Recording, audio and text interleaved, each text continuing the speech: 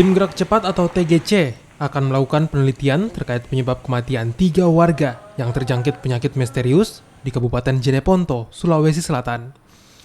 Dari rapat yang dilakukan oleh sejumlah pakar kesehatan, belum diketahui nama penyakit atau virus yang menyebabkan kematian ini.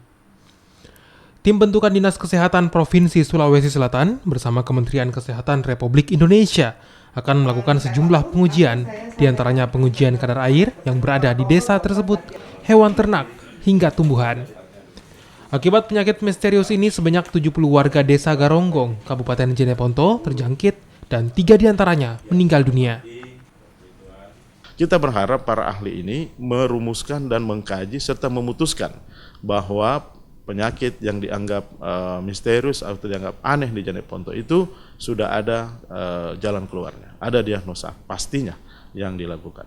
Paling tidak kita sudah bisa mengambil keputusan dan tidak meresahkan masyarakat. Karena beberapa masyarakat yang sudah dirawat di rumah sakit ada yang tidak mau pulang lagi ke rumahnya karena takut dan khawatir jangan sampai terulang lagi. Oleh karena itu kondisi ini kita harus pastikan itu tidak boleh terjadi. Harus aman di daerah itu, harus